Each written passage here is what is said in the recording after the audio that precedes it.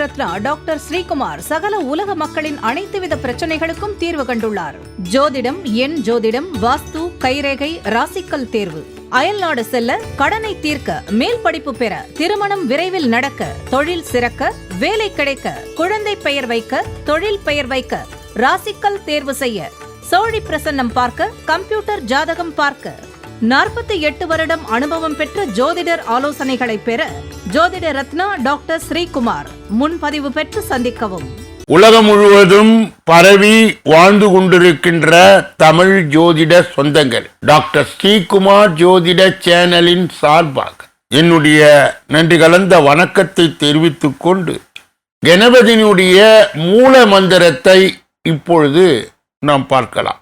ஓம் come கணபதேய நமக என்ற இந்த மூல மந்திரத்தை யார் ஒருவர் அன்றாடம் 9 தடவை சொல்லி வருகின்றாரோ அவருடைய சொந்த பிரச்சனையாக இருந்தாலும் சரி அல்லது எந்த பிரச்சனையாக இருந்தாலும் சரி, தடைகள், தாமதங்கள், கஷ்டங்கள், நஷ்டங்கள், இடையூறுகள், இன்னல்கள் அனைத்தும் உங்கள் வாழ்க்கை பாதையை விட்டு விலகும் என்றால் அதிலே மாற்று கருத்து இல்லை.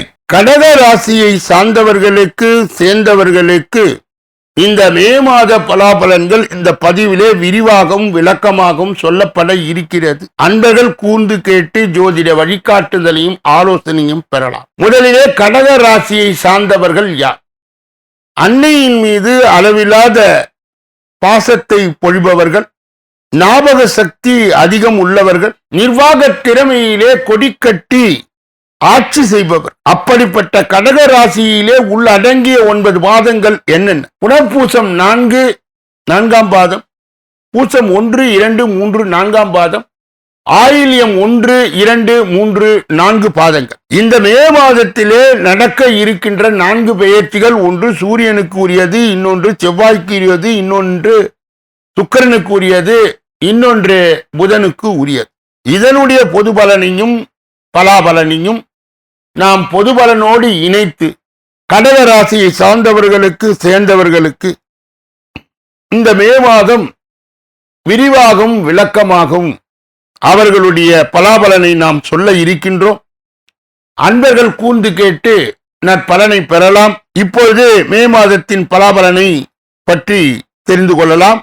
குடும்பத்தின் மீது அதிக பாசம் கொண்ட கடக ராசி அன்பர்கள் இந்த மே மாதம் சகோதரத்துடன் சின்ன சின்ன நெருடல்கள் இருக்கும். சின்ன சின்ன குழப்பங்கள் அனைத்தும் மறைக்கும். தாய் தந்தை ஆரோக்கியத்தின் மீது கவனம் தேவை. அவர்களின் மருத்துவ செலவிற்கு சிறிது தொகையை செலவழிக்க வேண்டியது இருக்கலாம். குடும்பத்தில் நல்ல நல்ல விஷயங்கள், விசேஷங்கள் நடக்கும்.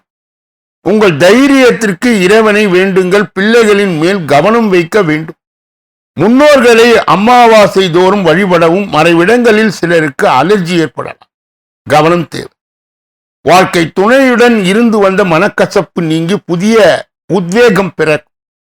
தந்தையாருடன் சின்ன சின்ன வாக்குவாதங்கள் வந்து மறையும். உத்தியோகத்தில் இருப்பவர்கள் நினைத்த இடத்தில் நல்ல வேலை கிடைக்கும். வேலை செய்யும் இடத்தில் அங்கீகரிக்கப்படுவீர்கள். தொழில் செய்பவர்கள் லாபகரமான முதலீடுகள். யாரையும் நம்ப வேண்டாம். உங்கள் மீது யார் மிகுந்த அன்பு வைத்திருக்கின்றார்களோ அவர்களை நம்புங்கள்.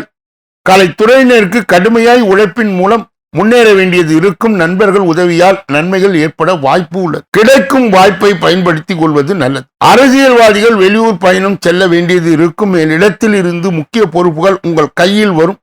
சந்தோஷமான செய்தி வந்து சேரும். மாணவர்கள் பாதியிலே விட்ட படிப்பை தொடருவீர்கள். படிப்பில் சாதனைகள் புரிய முயற்சிகளை மேற்கொள்வீர்கள். நல்ல நண்பர்கள் மூலம் பல நன்மைகளை பெறுவீர்கள். பெண்களுக்கு தாயார் வழி உறவினர்களும் இருந்து வந்த மனக்கசப்புகள் குறையும். வீடு, மனை, வாகனம் யோகம் அமையும். நெடு நாட்களாக இந்த விஷயத்தில் இருந்து வந்த சுணக்க நிலை மாறும். புனர்பூசம் 4ஆம் பாதத்தை உடையவர்கள், கடக ராசியை சார்ந்தவர்கள், சேர்ந்தவர்கள் இந்த மே மாதம் குடும்பத்தில் இருப்பவர்கள் நீங்கள் கூறுவதை ஏற்காமல் தங்களது விருப்பப்படி எதையும் செய்வார். தொழில் வியாபாரத்தில் இருந்து வந்த போட்டி நீங்கும். சரக்குகளை வாடிக்கையாளருக்கு அனுப்பும் போது கவனம் தேவை. பூசம் நட்சத்திரத்தை சார்ந்தவர்களுக்கு, கடக ராசியை சேர்ந்தவர்களுக்கு இந்த மே மாதம் குடும்பத்தில் இருப்பவர் உங்களுடன் அனுசரித்து செல்வார்கள். விசேஷ நிகழ்ச்சியில் குடும்பத்தினுடன் கலந்து கொள்ள நேரிடும். கணவன் மனைவிக்கு இடையே இருந்து வந்த மன வருத்தம் நீங்கும்.